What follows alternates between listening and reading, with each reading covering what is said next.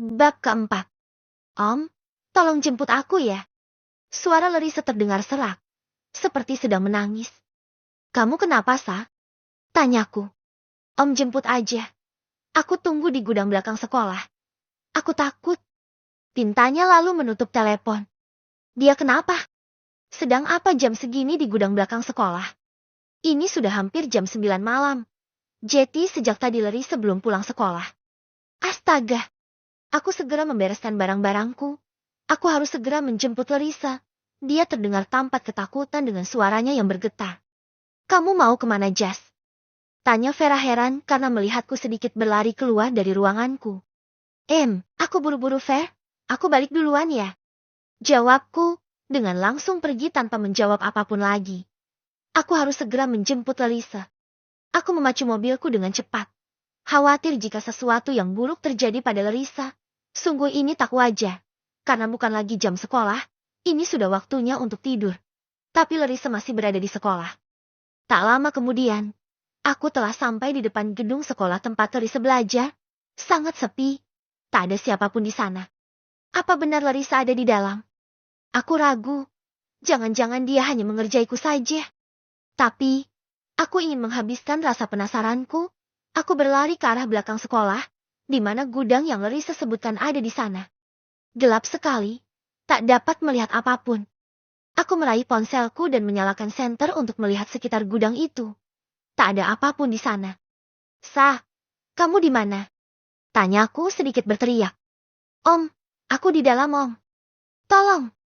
Larissa menyahut dari dalam gudang yang digembok dari luar. Suaranya terdengar menangis. Sa, kamu di dalam? Tanyaku dengan menggedor pintu gudang itu. Iya, Om. Aku di dalam. Tolong aku, Om, takut.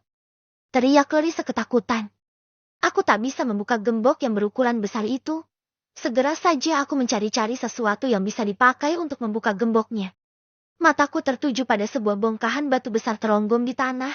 Aku mengambil batu itu dan memukulkannya ke gembok berkali-kali hingga tanganku terasa sakit. Pasti lecet, karena sisi-sisi batunya cukup tajam. Gembok pun berhasil aku rusak. Aku membuka pintu gudang itu, dan kembali menyorotkan senter dari ponselku ke dalam sana. Mencari Larissa. Sa, kamu di mana? Teriakku mencari Larissa. Aku di sini, Om. Jawab Larissa, yang ternyata bersembunyi di balik sebuah papan pelajaran kimia yang sudah tak terpakai. Kamu kenapa di sana, Sa? Ayo ke sini, kita pulang. Pintaku, tapi Larissa hanya menangis. Aku mendekati Larissa, tapi dia malah ketakutan. Sa, ayo pulang. Aku mengulurkan tanganku untuk membantunya. Aku malu, Om. Jawabnya dengan menangis. Malu kenapa? Tanyaku heran. Larissa menunjuk ke arah yang berlawanan, di mana terserak baju-baju seragamnya di sana. Astaga! Apakah Larissa? Tidak. Aku membuka jasku dan mendekati Larissa. Aku memintanya untuk memakai jasku, dia menurut. Kemarilah. Titahku, Larissa dengan takut-takut berdiri dan mendekat padaku. Aku langsung memeluknya. Kenapa, Sa? Kamu kenapa? Kenapa baju-baju kamu rusak dan berserakan di tanah? Tanyaku. Tapi Larissa tak menjawab. Dia hanya terus menangis. Sudahlah, mungkin belum saatnya aku bertanya. Larissa tampak syak. Aku menggendong Larissa di punggungku dan membawanya masuk ke dalam mobil. Larissa tak henti menangis. Aku tak dapat melihat dengan jelas seperti apa penampilannya sekarang karena terlalu gelap. Aku segera saja melajukan mobilku untuk pulang. Aku menggendong kembali tubuh Larissa dan membawa masuk ke dalam rumah. Aku mendudukkannya di atas sofa ruang tamu, lalu berjongkok di depannya. Sah, ada apa? Siapa yang melakukan itu sama kamu? Tanyaku pelan. Aku tak mau membuat Larissa tambah takut. Meski aku pun merasa hancur karena istriku mungkin telah dinodai orang lain, melihat kondisinya saat aku temukan. Kemungkinannya besar jika Larissa jadi korban pemerkosaan. Aku mengepalkan tanganku menahan amarah jika membayangkan itu benar. Larissa terus menangis. Kulihat penampilannya dengan jelas. Rambutnya acak-acakan dengan beberapa bagian yang digunting. Wajahnya memar di bagian pipi dan sedikit lecet di sudut bibirnya. Dan juga kulihat dari paha hingga kakinya kotor dengan tanah yang basah. Tampaknya Larissa mendapatkan perlakuan yang kasar. Aku semakin geram. Sah, Tolong jawab saya, siapa yang melakukan ini? Kali ini aku bertanya dengan tegas. Aku ingin cepat mendengar jawaban darinya agar aku bisa memutuskan langkah yang akan aku ambil. Larissa menatapku takut. Aku memegang bahunya mencoba menenangkan dia. Saya nggak akan marah. Ayo jawab aja supaya saya bisa menghukum orang itu. Aku membujuk Larissa agar mau berbicara. Om, aku takut. Mereka jahat, Om. Mereka jahat. Aku mau berhenti sekolah, Om. Larissa sedikit berteriak. Dia sangat ketakutan. Coba jelaskan apa yang terjadi. Aku tak sabar. Larissa memelukku erat. Mungkin dia sangat syak dan takut. Tolong jelaskan ya. Saya akan kasih pelajaran orang itu. Aku berkata dengan pelan. Mengelus punggungnya lembut. Om, mereka bilang aku gadis murahan. Karena aku sering diantar Om. Mereka juga sering lihat aku jalan sama Om. Mereka bilang aku pelacur kecil. Mereka bilang aku simpanan Om. Jawab Larissa lirih. Pelukannya semakin erat padaku. Astaga. Siapa yang tega berkata seperti itu? Siapa yang bilang begitu, Tanyaku. Akan Ki hajar orang itu. Teman-temanku, Om. Mereka gak suka sama aku sejak aku masuk. Mereka selalu membuli aku karena aku sering dapat nilai paling tinggi di kelas. Aku gak pernah jahat sama mereka, Om. Jelasnya terus menangis. Oke. Apa yang mereka lakukan sama kamu dan kapan? Tanyaku lagi. Tadi, setelah kelas bubar dan semua orang udah pulang. Mereka menyeret aku ke belakang sekolah. Mereka membawaku ke gudang. Di sana aku dipukuli, Om. Wajahku ditampar beberapa kali. Ada yang pukul perutku juga sampai rasanya perutku kayak dikoyak, Om. Sakit banget. Mereka menelanjangi aku juga merusak baju seragamku dengan gunting. Terus mereka menggunting rambutku. Meski aku memohon buat dilepaskan. Tapi mereka gak mau dengar, Om. Mereka merundungku sampai sore. Aku kesakitan, Om. Seluruh tubuhku sakit. Jelas Larissa membuat hatiku tersayat mendengar penjelasannya. Larissa terus menangis sambil menjelaskan yang terjadi padanya. Jeti, kamu gak diperkosa? Tanyaku tiba-tiba. Larissa melepaskan pelukannya dan menatap mataku. Enggak, Kom. Mereka cuma menyiksaku. Lagian mereka semua perempuan. Jawabnya dengan air mata yang semakin membasahi pipinya. Syukurlah. Aku bisa bernafas lega mendengar jawaban Larissa. Ya udah, kamu mandi ya. Badan kamu kotor. Pintaku, Larissa mengangguk. Aku membawanya ke kamar mandi di kamarnya. Aku menyiapkan air di bathtub untuknya mandi. Om, keluar. Aku mau mandi. Ucap Larissa yang melihatku masih berdiri di samping bathtub. Aku terhenyak. Benar juga. Kenapa aku masih di sini? Aku segera keluar setelah menyadari Larissa tak nyaman karena keberadaanku. Aku masuk ke kamarku dan mandi juga. Keringatku banyak keluar karena tadi cukup menguras tenaga. Setelah mandi dan berpakaian, aku berbaring di tempat tidur. Larissa masuk dan langsung masuk ke dalam selimutku. Dia memeluk tubuhku. Lukanya kita obati dulu, Enggak mau, Om. Gak apa-apa kok, cuma sedikit sakit. Dia menolak. Ya udah terserah kamu, aku mengalah. Karena memang lukanya tak parah. Hanya memar dan luka kecil di sudut bibirnya. Om, makasih. Ucapnya pelan. Aku mengelus rambutnya lembut. Ya, sama-sama. Jawabku.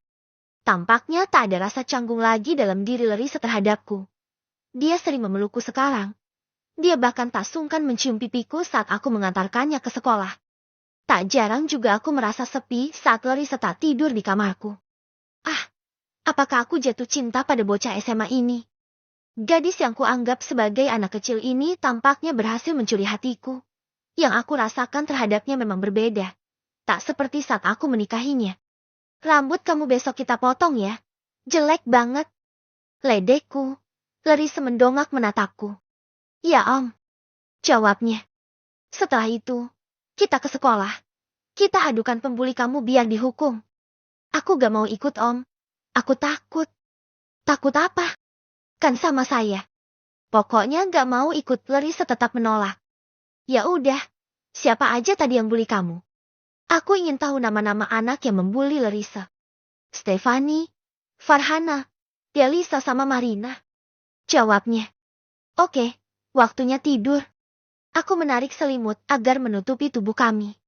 Om, Aku lapar. Ucapnya saat aku hendak menutup mata. Lapar? Tanyaku. Iya Om. Aku terakhir makan tadi siang di jam istirahat. Aku belum makan apa-apa lagi karena dikurung di gudang. Saya lupa sah. Ya udah, ayo makan dulu. Masih ada mie instan kan? Saya masakin. Aku mengajaknya keluar dari kamar menuju dapur untuk memasak mie instan untuknya. Aku lupa jika Larissa terkurung di gudang itu seharian. Mana bisa dia makan? Dasar bangsat-bangsat kecil itu. Berani-beraninya membuli Larissaku. Tanganku mengepal. Aku menatap Larissa yang sedang menunggu di meja makan. Gadis yang malang. Teman-temannya pasti mengira jika Laris adalah gadis simpanan om-om karena sering jalan bersamaku. Mereka tak tahu jika kami adalah suami istri. Meski begitu, tetap saja mereka tak pantas melakukan hal sejahat itu kepada Larissa. Makan dulu, aku menyodorkan semangkuk mie instan kepadanya. Dia menerimanya. Makasih Om. Ucapnya dengan mengulas senyum. Ah, senyummu itu selalu terlihat manis. Larissa memakan mie buatanku dengan lahap. Mungkin dia sangat lapar. Aku membiarkannya makan tanpa mengganggunya. Setelah dipastikan perut Larissa kenyang, aku mengajaknya untuk tidur. Karena waktu sudah mulai larut. Larissa kembali memelukku di dalam selimut. Aku memeluknya juga. Aku ingin dia nyaman bersamaku. Aku membawa Larissa ke salon pangkas rambut terdekat untuk memotong rambutnya yang berantakan akibat diguntingi teman-temannya. Kayaknya rambutnya harus dipendekin Mas. Ucap pemangkas rambut. Ya, gak apa-apa Mas, yang penting rapi. Jawabku. Larissa tampak kecewa karena rambut panjang lurusnya harus dipotong. Rambut Larissa dipotong menjadi pendek sebahu. Larissa cemberut sedih setelah sampai di rumah. Dia pasti sedih karena rambut yang selalu dirawatnya dengan baik harus dipotong. Sah, kamu sedih karena rambut kamu dipotong? Tanyaku. Larissa mengangguk. Kamu tetap cantik kok. Malah tambah cantik dengan rambut pendek. Pujiku jujur. Memang Larissa terlihat lebih segar dan lebih cantik dari biasanya. Larissa menatapku dan tersenyum senang karena pujianku. Kami duduk di sofa berdua. Larissa kembali memelukku dengan posisi duduk. Aku membalas pelukannya. Aku suka saat dia memelukku. Sah, bisa nggak kamu jangan panggil saya Om? Kesannya saya tua banget. Saya baru umur 29 loh. Cuma beda 12 tahun sama kamu. Pintaku. Jujur saja aku merasa sangat tua dengan panggilan Om darinya. Kan Om memang lebih tua. Apa harus aku panggil ayah? Candanya kembali tersenyum. Astaga, apa saya setua itu? Tanyaku. Enggak kok, Om ganteng. Seperti opa Korea. Tapi gak enak aja kalau aku panggil Om dengan sebutan lain. Takut gak sopan. Jawabnya. Benar juga. Larissa gadis yang sopan. Dia pasti canggung jika memanggilku dengan sebutan lain, mengingat umur kami yang jauh. Ya udah, panggil kakak aja. Lebih enak. Jadi saya kayak anak muda. Pintaku. Kalau panggil kakak kan umur Om jauh banget sama aku. Gak cocok. Ledeknya. Astaga, terserah kamu aja deh. Jawabku kesal. Larissa cekikikan menertawakan aku. Aku senang dia kembali ceria seperti biasa. Saya harus ke sekolah dulu. Saya mau mengadukan pembulian kamu kemarin. Aku hendak bangun, tapi Larissa menahanku. Aku ikut ya, tapi tunggu di mobil. Pintanya. Ya udah, ayo. Jawabku. Dia dengan senang menggandeng tanganku dan berjalan bersamaku. Sungguh, kami seperti dua sejoli yang sedang jatuh cinta.